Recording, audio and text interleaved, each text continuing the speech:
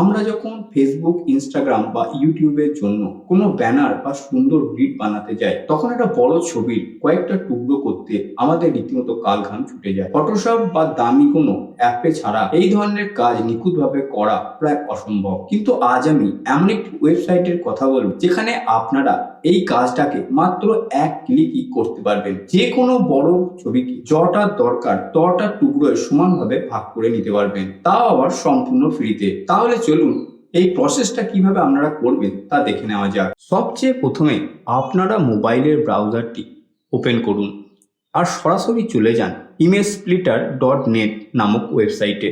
আপনাদের সুবিধার জন্য লিঙ্ক আমি ডেসক্রিপশনে দিয়ে রেখেছি।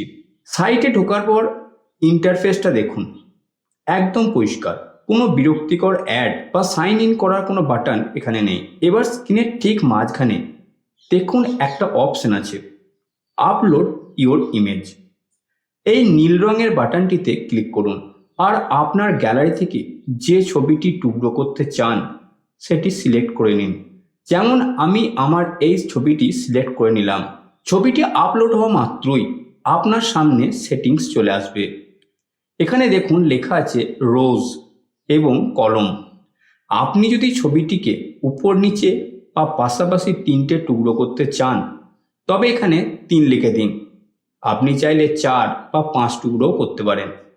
একদম লাইভ দেখতে পাবেন ছবিটি কিভাবে সমান ভাগে ভাগ হচ্ছে।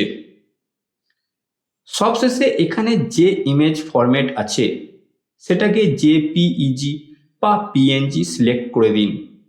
এবার নিচে থাকা সবুজ রঙের স্প্লিট ইমেজ বাটনে ক্লিক করুন।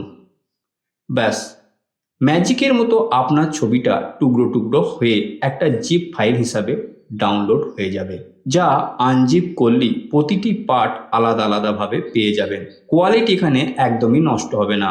তাহলে আপনারা দেখলেন তো, কোনো রকম দামি সফটওয়্যার বা প্রফেশনাল স্কিল ছাড়াও এই কাজটা কত সহজে আপনারা করে নিতে পারলেন। কন্টেন্ট ক্রিয়েটারদের জন্য এই টুলটা সত্যি একটা লাইফ সেভার। এই ভিডিওটি আপনাদের কেমন লাগলো তা অবশ্যই কমেন্টে জানাবেন। আর যদি ভিডিওটি আপনাদের ভালো লেগে থাকে তো অবশ্যই ভিডিওটিকে লাইক করবেন, শেয়ার করবেন আর চ্যানেলটিকে সাবস্ক্রাইব করবেন।